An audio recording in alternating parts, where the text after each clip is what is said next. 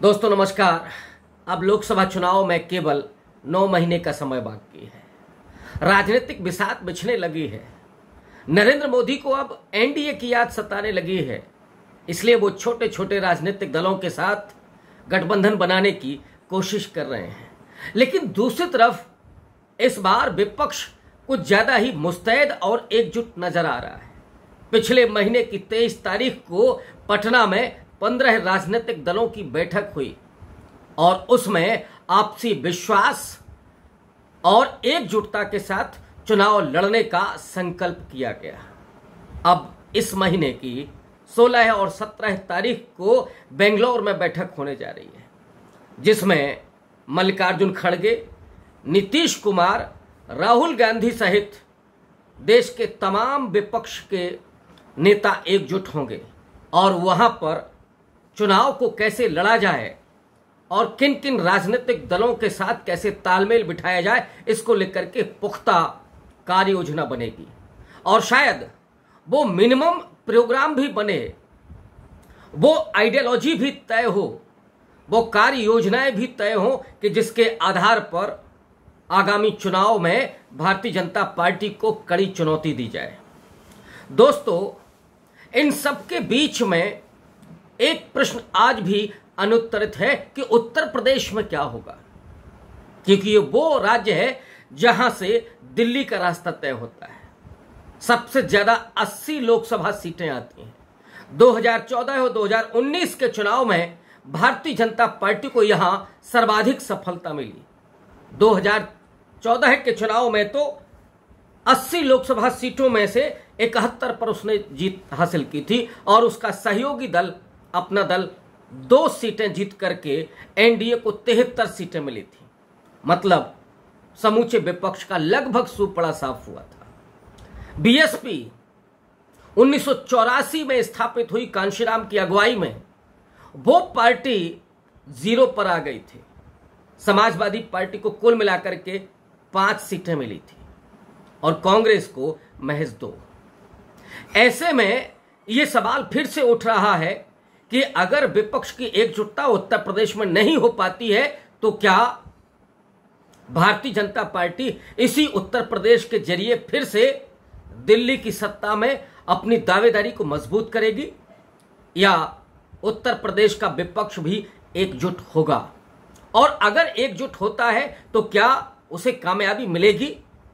क्योंकि 2019 के चुनाव में 25 साल के बाद सपा और बासपा एक साथ आए थे और उस समय तमाम राजनीतिक विश्लेषक इस बात को मान रहे थे कि भारतीय जनता पार्टी के अब उत्तर प्रदेश में खैर नहीं। भारतीय जनता पार्टी को करारी शिकस्त का सामना करना पड़ सकता है। लेकिन तमाम अनुमान और तमाम विश्लेषण धराशाही साबित हुए। भारतीय जनता पार्टी को 62 सीटें मिली और वोट परसेंटेज तो उसका काफी बढ़ा। 2014 में जहां उसे 42.6% वोट मिला था, तो 2019 के लोकसभा चुनाव में वो 49.5% वोट पर पहुंच गया। तो सवाल यह भी है कि विपक्ष की एकजुटता कहीं भाजपा के पक्ष में ध्रुवीकरण तो नहीं करेगी। लेकिन दोस्तों, हालात 2019 वाले नहीं हैं।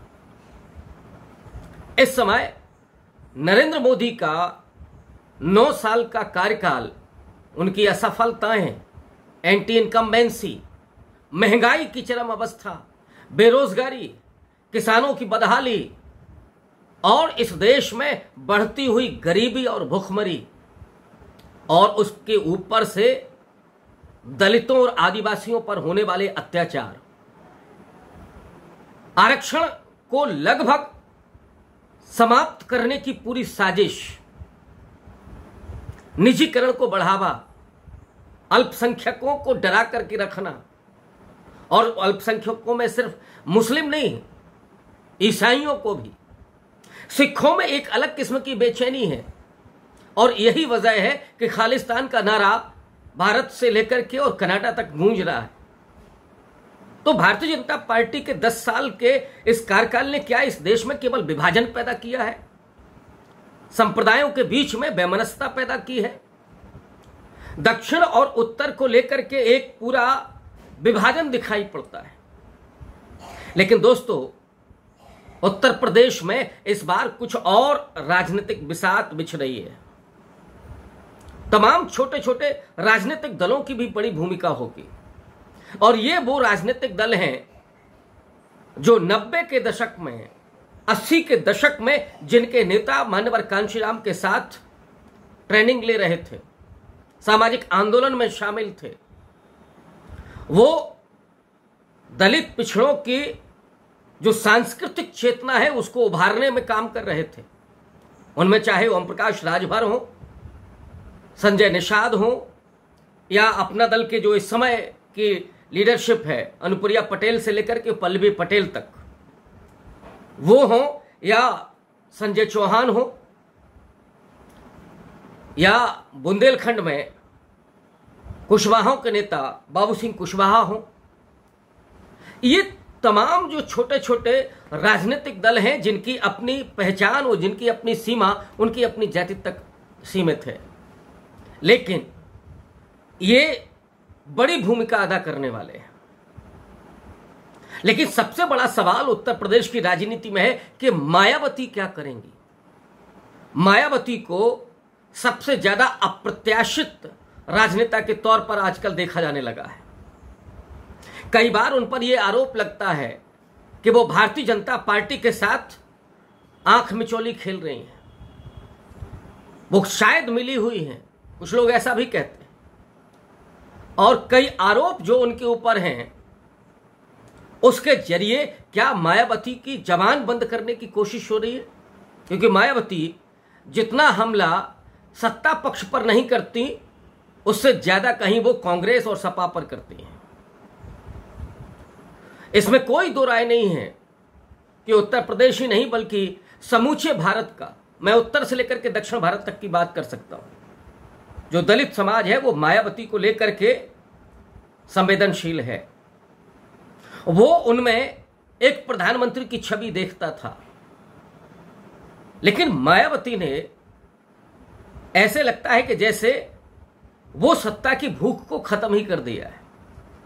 सवाल यह है कि क्या वो चुनाव के मैदान में लड़ने के लिए तैयार हैं, और अगर वो लड़ने के लिए तैयार नहीं हैं तो फिर उत्तर प्रदेश में क्या होगा? या मायावती कोई बड़ी रणनीति पर काम कर रही है? क्या वे इस दलित समाज को, उस महत्वाकांक्षा को दिखाने में कामयाब हो सकती हैं? सवाल बहुत सारे हैं, लेकिन महत्वपूर्ण सवाल यही कि अगर विपक्ष एकजुट होता है उत्तर प्रदेश में तो हाथी किस करवट बैठेगा? मायावती की पॉलिटिक्स क्या होगी? वो मायावती जो 4 बार उत्तर प्रदेश की मुख्यमंत्री रही, 2007 में पूर्ण बहुमत की सरकार वे बनाती हैं, और उत्तर प्रदेश के समूचे जनमानस में मायावती बेहद कर्मठ और बेहद मजबूत प्रशासक के रूप में छवि बना चुके हैं। उन्हें जाहिर तौर पर दलित तो एक अपने राजनीतिक नेता के रूप में देखता ही है, लेकिन जो इस प्रदेश में अराजकता है या जो कुछ लोगों का आतंक है, और खास करके प्रशासन के लोगों का जिस तरह से लोगों पर कब्जा है, दबा करके रखना है, इस मामले में मायावती की बड़ी तारीफ होती थी, आज भी होती है। लेकिन सवाल ये है कि पिछले लोकसभा चुनाव में जहां वे 10 सीटें जीतती हैं सपा के साथ मिलकर के, जो 2014 में 0 पर थी, 2019 में उनका वोट परसेंटेज घटता है। हालांकि 2014 के मुकाबले 2014 में जहां उनको 19.6% वोट मिला था, तो 2019 में 19.36% वोट मिला, यानी 2014 से करीब 0.5% वोट उनका घटा, लेकिन सीटें 10 उन्होंने हासिल की। इस बार जहां उम्मीदें बेहद कम हो रही हैं, लेकिन यह भी माना जा रहा है कि बीएसपी अगर कांग्रेस के साथ जाती है तो उत्तर प्रदेश में भारतीय जनता पार्टी को बहुत बड़ा नुकसान उठाना पड़ सकता है, क्योंकि कांग्रेस केवल उत्तर प्रदेश में नहीं बल्कि समूचे भारत में उपस्थिति रखती है। और पिछले लोकसभा चुनाव में भले ही वो 54 सीटों पर सिमट गई हो, लेकिन उसे बड़ा वोट मिला था। बीजेपी के बाद दूसरे नंबर पर उसी का वोट था। पैन इंडिया उसकी उपस्थिति है।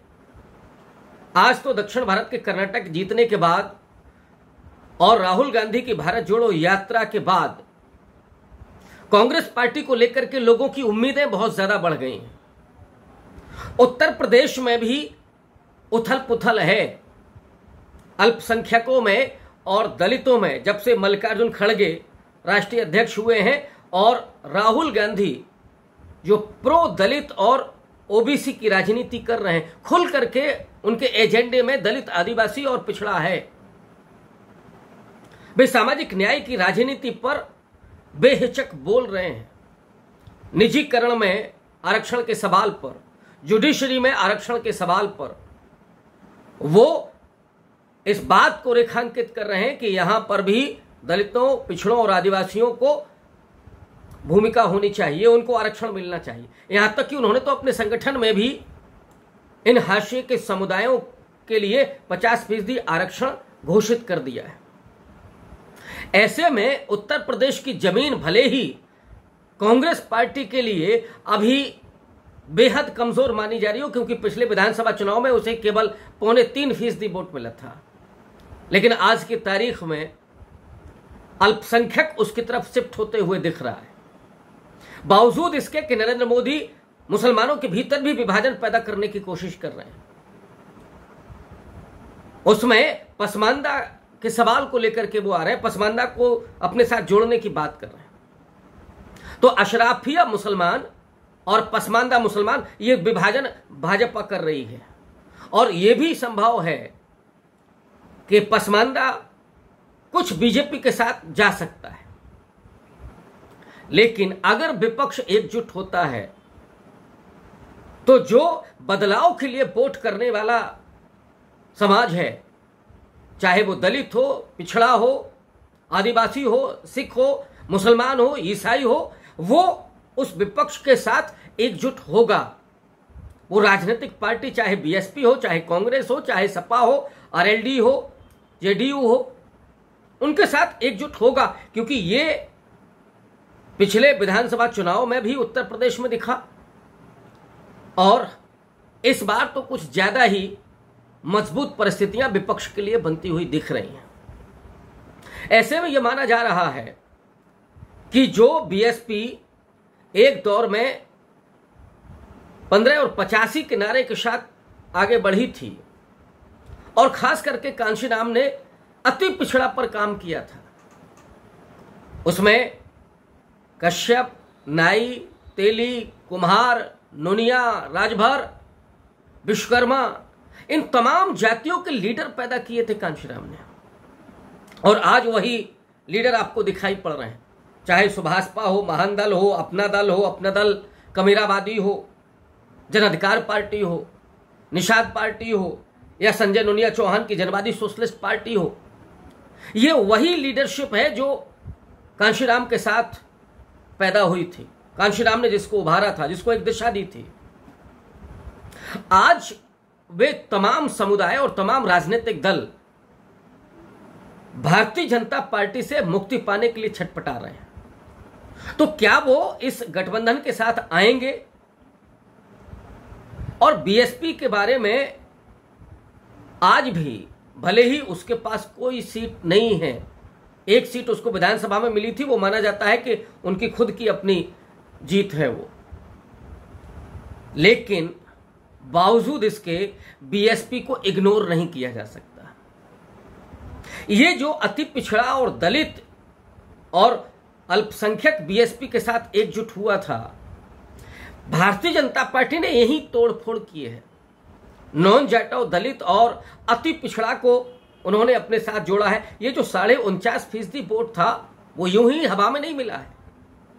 अति पिछड़ा पर जो खास करके कमेरा समाज है, जो दस्तकार वर्ग है, उस दस्तकार वर्ग को भारतीय जनता पार्टी ने एंटी ओबीसी पॉलिटिक्स करके, ओबीसी का मतलब मैं उनकी बात कर रहा हूं जो किसान जातियां हैं, जो मजबूत जातियां हैं ओबीसी की, लेकिन जो अति पिछड़ा है, जो इनविजिबल था पॉलिटिक्स में भी और नौकरियों में भी, उसको मौका दे करके, उनकी जबानें बंद करके, उनको मुखौटे के रूप में केवल भारतीय जनता पार्टी ने इस्तेमाल किया। इस बात को अब वो समाज भी महसूस कर रहा है। अगर बीएसपी मजबूती के साथ खड़ी होती है या कांग्रेस के साथ जाती है तो ये अति पिछड़ा उसके साथ शिफ्ट कर सकता है। रही बात समाजवादी पार्टी की, तो समाजवादी पार्टी के साथ एक बड़ी दिक्कत है, वो मोस्टली ओबीसी की पार्टी है और ओबीसी की उन जातियों की जो मजबूत मानी जाती है, जिनका बिहेवियर अति पिछड़ी जातियों के साथ और दलितों के साथ वही होता है जो सवर्णों का होता है। ये अभी हाल की ही घटना जिसमें एक लाइनमैन ने एक दलित से अपना पैर चटवाया, वो पटेल हैं। तो ये जो किसान जातियां हैं ओबीसी की, उनके साथ अति पिछड़ों का तालमेल नहीं बन पा रहा है। बीजेपी ने इस तरह का उसमें विभाजन पैदा कर दिया है। लेकिन बीएसपी अगर कांग्रेस के साथ जाती है तो ये एक तरह का कंफर्ट जोन होगा उनके लिए, और इसका फायदा बीएसपी को भी होगा और कांग्रेस पार्टी को भी होगा। समाजवादी पार्टी और बीएसपी के एक साथ आने की तो अब संभावनाएं लगभग खत्म हो चुकी हैं। हालांकि कुछ लोग कह रहे हैं कि कांग्रेस हो सकता है इस सीन से बाहर रहे और सपा बासपा फिर से मिलकर के बीजेपी के खिलाफ चुनाव लड़े, लेकिन जमीन कुछ और कह रही है, केमिस्ट्री तो कुछ और कह रही है। जो लोग हैं वो लोग अब कांग्रेस को थोड़ा सा लीडिंग पोजीशन में देखना चाहते हैं, तो कांग्रेस के साथ जो पार्टी जाएगी उसको फायदा होगा, लेकिन ज्यादा फायदा अति पिछड़ा की वजह से और दलितों की वजह से बीएसपी और कांग्रेस के गठबंधन को होगा। लेकिन मैंने कहा कि मायावती बहुत अनप्रिडिक्टेबल पॉलिटिशियन है। वो क्या करेंगी? वो कांग्रेस और भाजपा को एक समान दूरी पर रखते हैं। क्या वो भाजपा की मदद तो नहीं करेंगे? नरेंद्र मोदी इस तरह की कोई चाल खेल सकते हैं। वो सिर्फ डरा धमका करके नहीं, जैसा माना जाता है कि उनके भाई आनंद पर जो केस हैं या जो उनको फ्लैट वगैरह मिले हैं, भ्रष्टाचार के केस उनके भाई पर हैं, तो क्या उनके भाई के जरिए नरेंद्र मोदी को मायावती को डराया जा सकता है? या संकट में फंसी हुई भारतीय जनता पार्टी और नरेंद्र मोदी क्या मायावती के साथ कोई तालमेल बनाने की कोशिश करेंगे? क्या बीएसपी एनडीए में जा सकती है? और अगर ऐसा होता है तो बीएसपी को इससे बड़ा झटका कभी नहीं लग सकता, उसकी जमीन सारी खत्म हो जाएगी। क्या इस बात को मायावती नहीं जानते? पिछले चुनाव में ही, विधानसभा चुनाव में उनका वोट परसेंटेज बहुत घटा,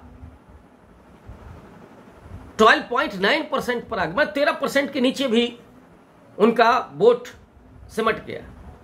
जो पार्टी 20% के नीचे कभी नहीं रही, माने 1990 के बाद, वो पार्टी 13% के नीचे आ गई।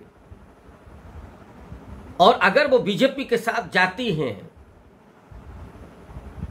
तब तो शायद उनकी जमीन बंजर हो जाएगी, और ये जोखिम मायावती नहीं ले सकते हैं। इसलिए ऐसा लगता है कि मायावती कोशिश करेंगी कांग्रेस के साथ जाने की, और अगर ऐसा होता है तो उत्तर प्रदेश में भारतीय जनता पार्टी को बहुत बड़ी चुनौती मिलेगी। और तब जो उसका मंसूबा है दिल्ली पर राज करने का, 50 साल राज करने का, वो मंसूबा इसी उत्तर प्रदेश की जमीन से धराशायी हो सकता है। दोस्तों, देखना अब ये है कि आने वाले वक्त में होता है क्या। शुक्रिया।